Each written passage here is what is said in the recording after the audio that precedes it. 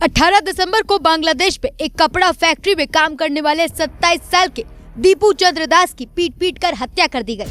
On the evening of 18th of December, 500 meters Deepu Das was dragged. Dipu Chandra Das এক হিন্দু যুবক প্রকাশ্যে রাস্তায় নিয়ে এসে ফুটপাতের ওপর পিটিয়ে মেরে ফেলা হলো।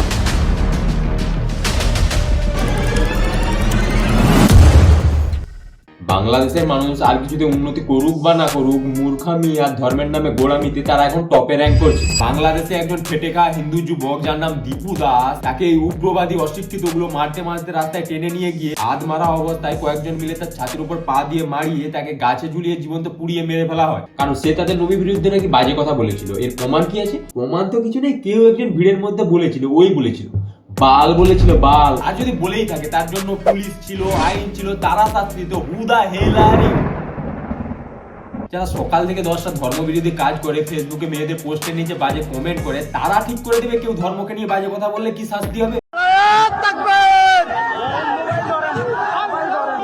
আমাদের জানের নবী হযরত মুহাম্মদ সাল্লাল্লাহু আলাইহি ওয়াসাল্লামের কারণে এই মুশরিককে আল্লাহু আকবার আল্লাহু এই ভিডিওতে যতগুলো উগ্রবাদী অশিক্ষিত লোক রয়েছে তারা অনেকটা ফসলের কীট পতঙ্গের মতো, কারণ কীট পতঙ্গ যেমন ফসল নষ্ট করে ঠিক তেমনি এরা সমাজে থাকলে সমাজ নষ্ট করে। তাই ফসলকে ভালো রাখতে যেমন কীটনাশক স্প্রে করা হয়, সেরকমই সমাজকে ভালো রাখতে এদের উপরও কিছু না কিছু স্প্রে করে এদেরকেও নষ্ট করে দেওয়া দরকার। এই দেখো সামনে এরকম যখন ঘটনা ঘটছে আর বাংলাদেশের পুলিশ দাঁড়িয়ে দেখছে। বর্তমানে বাংলাদেশের পুলিশ অনেকটা প্যারালাইসিসের রোগীর মতো, না অন্যায়ের বিরুদ্ধে দাঁড়াতে পারে না কিছু করতে পারে। আর সেকেন্ডলি, কারো ধর্ম কি এতটাই উইক, কেউ যদি কিছু ধর্ম নিয়ে মন্তব্য করে দেয় তাকে একবারে মৃত্যুদণ্ড দিয়ে দিতে হবে? আসলে এইসব মূর্খরা ওদের ধর্মটাকেই ঠিক করে জানার চেষ্টা করে। কুরআনে সূরা 73.10 লেখা আছে, তারা যা বলে তাতে ধৈর্য ধারণ করো এবং শালীনভাবে তাদের থেকে দূরে সরে যাও। অর্থাৎ কেউ যদি ইসলাম নিয়ে কটূক্তি করে তাহলে তার সাথে ঝগড়া না করে তাকে শান্তভাবে বোঝানোই উত্তম। কুরআনে আরেকটা পয়েন্ট আছে, সূরা 41.34, ভালো মন্দ সমান নয়, মন্দকে ভালো দিয়ে প্রতিহত করো। অর্থাৎ কেউ গালি দিলে তাকে গালি না দিয়ে তাকে ভালোবাসা বোঝাও অথবা নীরব থাকো। এছাড়া তোমরা যদি একটু গুগল সার্চ করে দেখো, নবী মুহাম্মদকে তার জীবনে অনেক লোক অনেকবার অপমান করেছে, কিন্তু তিনি বারবার ক্ষমা করেছেন, বদলা নেননি। এটাই হচ্ছে ইসলামের আসল চরিত্র। রিয়ালিটি কি জানো? এই যে কট্টরপন্থী উগ্রবাদী মানুষগুলো রয়েছে, এরা জীবনে না ভালো করে শিক্ষা অর্জন করেছে, না নিজের বাড়ির লোকের জন্য ঠিকমতো কিছু করতে পেরেছে, না অন্য মানুষের উপকার করেছে। এই যে কট্টরপন্থী উগ্রবাদী মানুষগুলো, এরা সমাজের জন্য হচ্ছে ওয়েস্ট ম্যাটেরিয়াল। এরা শুধু সমাজে থাকলে সমাজটাকে দূষিতই করবে। ভারতের বাজেট যতটুকু তার 40 ভাগের 1 ভাগ ওরা বাংলাদেশ থেকে নিয়ে যায়। কেউ সায়েন্সে পিএইচডি করেছে, কেউ হিস্ট্রিতে পিএইচডি করেছে, আর এরা মূর্খামিতে পিএইচডি করে। না কেউ কতটা চরম লেভেলের মূর্খ হলে এই ধরনের স্টেটমেন্ট দেয়। ভারতের বাজেট যতটুকু প্রথমেই আছি, তুই যে ভারতের বাজেট এতটুকু বলছিস, সেই ভারতের এতটুকু বাজেট তোদের বাংলাদেশের বাজেটের প্রায় 6 গুণ। ভারতের মোট বাজেট হচ্ছে প্রায় 50,65,000 কোটি টাকা, আর বাংলাদেশের মোট বাজেট হচ্ছে 7,90,000 কোটি টাকা। ডিফারেন্সটা বুঝতে পারছিস বোকা? এবার আছে তোর মেইন পয়েন্টে, যেটা পুরোটাই ভুল। এইসব বলার আগে তো একটু রিসার্চ করে নিতি। প্রায় 1,20,000 কোটি টাকা ওরা প্রতি বছর বাংলাদেশ থেকে নিয়ে যায়। ফার্স্টলি, ভারত তার বাজেটের জন্য বাংলাদেশ থেকে কোনো টাকা নেয় না। উপরন্তু ভারত তার 2025-এর বাজেটে বাংলাদেশকে অনুদান হিসেবে দেওয়ার জন্য 120 কোটি টাকা বরাদ্দ করে রেখেছে। তার মানে কি আমরা যদি এটা বন্ধ করে দেই তাহলে ভারত না খেয়ে মারা যাবে। ভাই তোরা স্বপ্নেই থাক, সেই মৃত্যুর পরে 72 গুণ মিলবে এটা নিয়েই থাক। তোরা রিয়েলিটি নিয়ে কথা বলতে আসিস না, কারণ যখনই তোরা মুখ খুলেছিস তখনই হেগেছিস। যেদিন 7 সিস্টার আমরা দখল করবো সেদিন হবে বাংলাদেশের বিজয় দিবস। এদের নাকি 7 সিস্টার চাই। ভাই তোরা কিসের নেশা করিস? আফিম, কোকেন না ইসলামের? ভাই তোদের নিজেদের দেশে ভালো হসপিটালিটি নেই, চিকিৎসার জন্য ভারতে আসতে হয়, বিদ্যালয়ে শিক্ষা নেই, দেশে কোনো আইন ব্যবস্থা ঠিক নেই, দেশের নিজস্ব কোনো জাতীয় সঙ্গীত নেই, সেটাও ভারতের লিখে দেওয়া। তোরা আগে এই বেসিক জিনিসগুলো ঠিক কর, তারপরে নয় তোরা অন্য কথা ভাবি। ভাই বর্ষাকালে কোনো কারণবশত একটু বেশি জল ছেড়ে দিলে তোরা ডুবে যাস, নিজেদেরকে বাঁচাতে পারিস না, তোরা অন্য দেশ নিয়ে কি করবি? ভারত যদি বাংলাদেশের থেকে তোর নজর তুলে কাশ্মীর, 7 সিস্টার্স, হায়দ্রাবাদ, মহারাষ্ট্র লিখিতভাবে আলাদা করে দিতে হবে। এত ভারত লম্বার মাথাও চিনতে পারবে না আমাদের। এবার এইসব উল্টো পাল্টা ভাষণ দেওয়া থেকে যদি সময় পাস তাহলে একটু ইন্টারন্যাশনাল নিউজগুলো রাখিস, সেখানে ইসলাম নিয়ে কি পরিমাণ প্রোটেস্ট হচ্ছে সেগুলো জানিস। The Islamification of Texas is here. In Dallas, 48 mosques have been built in the last 2 years. Protecting freedom of religion!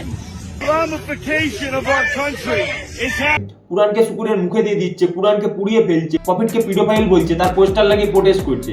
মানে পিডোফাইলের মানে জানো, যারা শিশুদের উপর যৌন নির্যাতন করে, এত বাজেভাবে প্রোটেস্ট করছে। পারবে এদের বিরুদ্ধে কিছু করতে? এদের বিরুদ্ধে তো কিছু করতে পারবে না, কারণ এরা তো গরিব না। দীপু চন্দ্র দাস ইসলামের বিরুদ্ধে কি বলেছিল তার তো কোনো প্রমাণ নেই। এই জিনিসটা খুবই অস্পষ্ট। আমরা বারবার চেষ্টা করেছি জানার যে কাকে বলেছে, কি বলেছে, এটা কিন্তু কেউ বলতে পারেনি। কিন্তু এই প্রোটেস্ট গুলো তো সরাসরি নিউজে দেখাচ্ছে, এর বিরুদ্ধে কেউ কিছু করতে পারছে? সারা জীবন সব জায়গায় শুধু অসহায় গরিব মানুষের উপরে অত্যাচার। তাই সবাইকে বলছি, যদি পারো টাকা কামাও, ক্ষমতা বানাও। ভাই, বাংলাদেশের জুলাই যুদ্ধ নামে একটা প্রোটেস্ট হয়েছিল, তোমরা এই প্রোটেস্টটা দেখো। কি দাবি নিয়ে এখানে দাঁড়াইছেন? আমাদের দাবি হলো, সেটা আমি বলতে পারি না, দুঃখিত ভাই।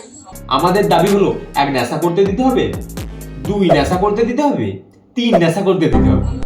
আপনারা শাহবাগের সড়ক অবরোধ করে দাঁড়িয়ে আছেন, অথচ আপনারা জানেন না? ওটা তো জানি না, ওপর দিকে নামতে বলেছিল তাই নেমেছি। আমাদের একটাই দাবি, আমরা আমাদের যে ন্যায্য অধিকার, এই অধিকারের জন্য আমরা দাবি। সেই অধিকারটা কি?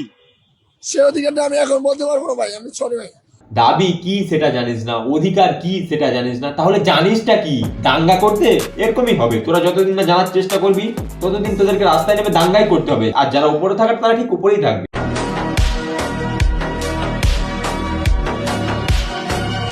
এটা দেখে হাসবো, কাঁদবো, না এদের ব্রেন সেন্সের জন্য দুঃখ প্রকাশ করবো? একটা রিপোর্ট থেকে জানা গেছে বাংলাদেশে অর্ধেকের বেশি মানুষের মাথার ওজন কম, কারণ এদের মাথায় ব্রেন নেই তো।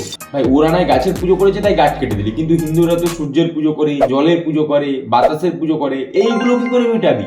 আর ভাই, এই ভিডিওটা শুট করার সময় দেখলাম বাংলাদেশে আবার একদল উগ্রবাদী মানুষ বাংলাদেশে একজন হিন্দু মেন্টারকে আবার পিটিয়ে মেরে ফেলেছে। একটা সূত্র থেকে জানতে পারলাম বর্তমানে বাংলাদেশের পুলিশ হাতকুড়ির বদলে চুরি ব্যবহার করে, যাতে হিন্দুদের উপর অত্যাচার হলে সেটা করে দাঁড়িয়ে থাকে। বর্তমানে কেউ বাংলাদেশের পুলিশ হতে চাইলে এই 3টে ক্রাইটেরিয়া থাকে: কানা হতে হবে, বোবা হতে হবে, আর মেরুদণ্ডহীন হতে হবে। একটা সূত্র মারফত জানা গেছে যে ইন্টারন্যাশনাল পুলিশ ট্রেনিং সেন্টারে বাংলাদেশের পুলিশের ফটো লাগানো আছে, এটা দেখানোর জন্য যে ভুলেও কোন ধরনের পুলিশ হওয়া যাবে না। বন্ধুরা, তোমাদেরকে একটা কথা বলি, আমার চ্যানেলে রিচ কম হলেও এইসব উগ্রবাদীর বিরুদ্ধে কখনো আমার আওয়াজ কম হবে না। আর বাংলার অধিকাংশ ইউটিউবার তো কার রিলেশনশিপে ব্রেকআপ হলো, কার রিলেশনশিপে প্যাচআপ হলো, এইসব নিয়ে ভিডিও বানাতে ব্যস্ত। তো বন্ধুরা, চাইবো আর এইসব মর্মান্তিক ঘটনা কোথাও যেন না ঘটে, আর দীপু চন্দ্র আছে জাস্টিসটা যেমন খুব তাড়াতাড়ি হয়। So that's it for the video guys. জানি আমার ভিডিওটি একটু লেট হয়ে গেছে, এবার নতুন বছর থেকে কনসিস্টেন্ট ভিডিও আসবে। যারা কোনো চ্যানেলটাকে সাবস্ক্রাইব করোনি তারা সাবস্ক্রাইব করে নাও। আর সবাইকে হ্যাপি নিউ ইয়ার, সবাই বছরটা ভালোভাবে কাটাও, আর যার যেটা লক্ষ্য আছে খুব তাড়াতাড়ি পূরণ করে নাও এই বছরের মধ্যে। তো দ্যাটস ইট, খুব তাড়াতাড়ি নতুন ভিডিও দেখা হচ্ছে, বাই। আজ তুই আইনাতে মুক্ত কর, কারণ তোর কপালে আছে আজ মহাসংকট। আজ ইউটিউবে হবে ধর্মঘট, তোকে মেরে দূর করবো শুভ সংকট। আমি খেতে লাগে যেন কেরোসিন, তুই সিনের করোনা হলে আমি ইউটিউবের ভ্যাকসিন। তুই অনেক করেছিস ফেক সিন, আই তোকে দেখাবো আমি রিয়েল সিন। কন্টেন্টে নেই কোনো কোয়ালিটি, চ্যানেলে ভর্তি শুধু ভালো গাড়িটি, প্রমোট করছি শুধু তুই টক্সিসিটি। আজ তোকে যখন করবো মেন্টালিটি।